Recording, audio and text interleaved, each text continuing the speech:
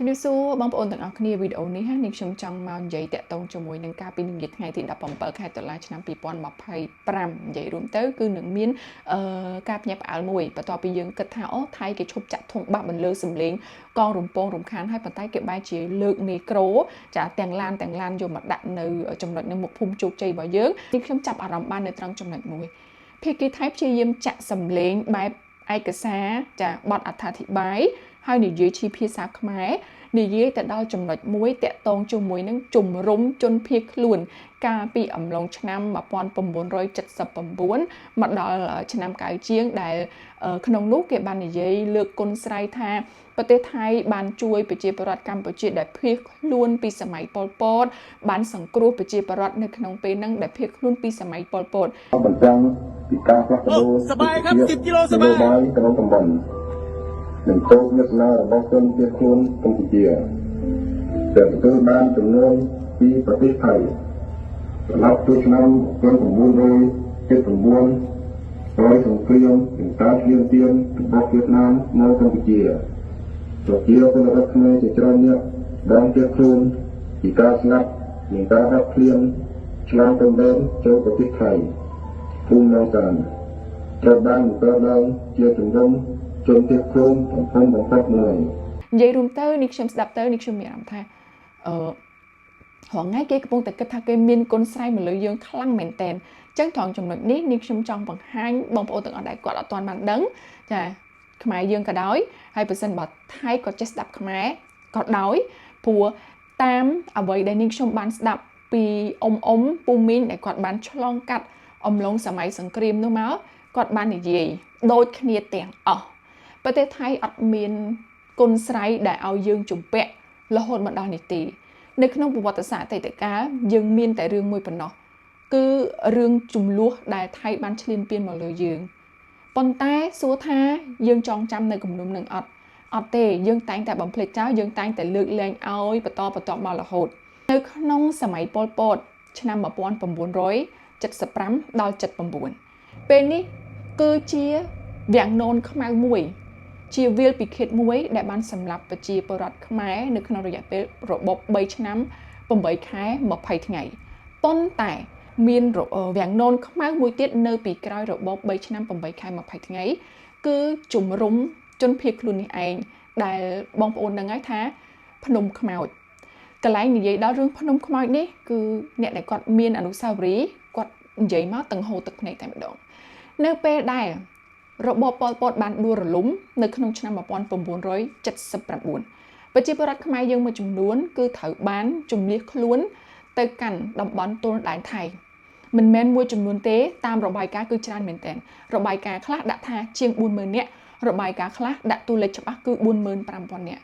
គាត់ត្រូវបានធ្វើដំណើរទៅកាន់ជំរំនៅក្នុងប្រទេសថៃលើទឹកដីថៃដែលជាប់ទៅនឹងព្រំប្រទល់របស់យើងប៉ុន្តែសួរថាការធ្វើដំណើរនោះភាគីថៃគេព្រមបើកឲ្យដែលសុទ្ធចិត្តនៅក្នុងន័យជាមនុស្សធម៌ដែរឬទេចម្លើយគឺអត់មានទេអញ្ចឹងសួរថាតើមានមូលហេតុអីដែលជំរុញឲ្យប្រទេសថៃទទួលយកប្រជាពលរដ្ឋខ្មែរយើងអ៊ំពូមីងរបស់យើងដែលគាត់ភៀសខ្លួនទៅនឹងគឺមានមូលហេតុមួយនៅពីក្រោយគឺអង្គការសហប្រជាជាតិនៅក្នុងនាមជាមនុស្សធម៌គេបានប្រើប្រាស់ថវិកានៅក្នុងការជួលដីថៃនឹងធ្វើជាជំរំដើម្បីសាងសង់ទីតាំងស្នាក់នៅទទួលយកប្រជាពលរដ្ឋខ្មែរជាង 40000 នាក់ភៀសខ្លួនទៅដើម្បីរកកន្លែងសុវត្ថិភាពអ្នកដែលបានទៅទាន់គេជាមួយនឹងពេលដែលអង្គការសហប្រជាជាតិឃ្លាំមើលនៅពេលនោះគឺមានសុវត្ថិភាពប៉ុន្តែអ្នកដែលគាត់ទៅមិនទាន់អ្នកដែលលួចទៅតាមក្រោយបើសិនជាអត់មានសំណូកឲ្យអត់មានលុយឬក៏អត់មានមាសឲ្យគេទេអ្នកខ្លះត្រូវបានគេបាញ់សម្លាប់ចោលតែម្ដងក្រៅពីយកសំណូកជាការបើកផ្លូវឲ្យចូលទៅជំរំនោះហើយក្រៅពីទទួលប្រាក់ឈ្នួលពីអង្គការសហជីវជាតិដើម្បីបោះតង់បោះទីតាំងទទួលប្រជាពលរដ្ឋខ្មែរយើងនៅក្នុងពេលនោះហើយប្រទេសថៃនៅមានការកັບកេងមួយចំនួនទៀតតួយ៉ាងដូចជាស្បៀងអាហារដែលអង្គការសហជីវជាតិបានទម្លាក់ឲ្យទៅជនភៀសខ្លួនរបស់កម្ពុជានៅទល់ដែនប្រទេសថៃបានចាប់ផ្ដើមកັບកេងនៅត្រង់សូម្បីតែជំនួយកន្លែងហ្នឹងគឺត្រង់ចំណុចថាទំនិញចំណីអាហារល្អគឺអត់បានធ្លាក់ទៅដល់ដៃអ៊ំពូមីងនៅជំរំទេគឺត្រូវបានភាគីថៃកັບយកបាត់អស់ហើយនៅសល់តែទំនិញដែលខូចគុណភាពទៅបញ្ជូនទៅឲ្យពួកគាត់ ហើយធម្មតាយើងស្ថិតនៅក្នុងស្ថានភាពលំបាកពួកគាត់អត់ទៀមទានៅក្នុងការចង់បានរបស់ល្អទេធ្វើមិនឲ្យតែបំពេញកាពះឆ្អែតអញ្ចឹងស្ថានភាពនៅក្នុងពេលនោះបើទោះបីជាទៅដល់ជំរំហើយអ្នកខ្លះក៏គាត់ថាមិនមានក្តីសុខដែររហូតមកដល់ពេលវេលាមួយប៉ុលពតដួលរលំហើយវាដល់ពេលវេលាមួយដែលថៃគេអនុវត្តគោលនយោបាយ post back គេមើលមកថាគេអះអាងថាយើងចាប់ផ្ដើមប៉ុលពតដួលរលំហើយអញ្ចឹងគឺត្រូវតែជំរុញជនភៀសខ្លួននឹងរុញត្រឡប់មកប្រទេសដើមវិញត្រឡប់មកកម្ពុជាយើងវិញពេលនោះគឺជាសោកនាដកម្មបានចាប់ផ្ដើមកើតឡើងបន្តទៀតអ្វីដែលសំខាន់គឺត្រូវបានថៃរៀបចំដោយមិនបានដឹកអង្គពូមីងទាំង 40000 នាក់នេះត្រឡប់ចូលតាមផ្លូវធម្មតាមកកាន់ប្រទេសកម្ពុជាយើងទេប៉ុន្តែអតីតនាយករដ្ឋមន្ត្រីថៃលោកគ្រៀងស័ក្តិដែលគាត់គឺជាមេទ័ពនៅក្នុងពេលនោះគាត់បានបញ្ជាឲ្យទ័ពថៃដឹកអង្គពូមីងប្រជាពលរដ្ឋយើងឡើងទៅលើភ្នំខ្មោចរួចហើយបាញ់រះដើម្បីឲ្យពួកគាត់សម្រុតរត់គេច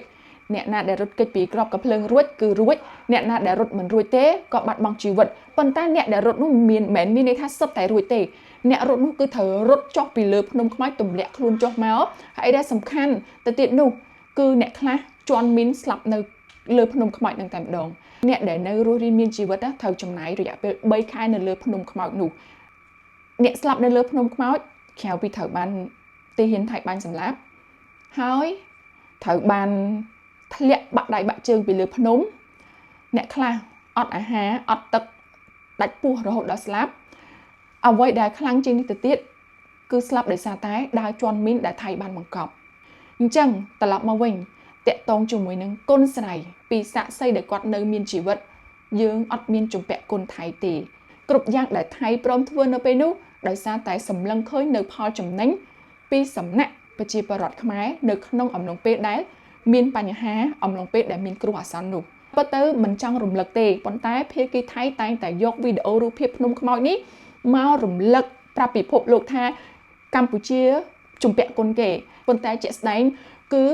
នៅពីក្រោយរូបភាពមនុស្សធម៌នេះជាទង្វើមួយដ៏ឃោរឃៅបំផុតដែលប្រជាពលរដ្ឋខ្មែរគាត់បានចងចាំ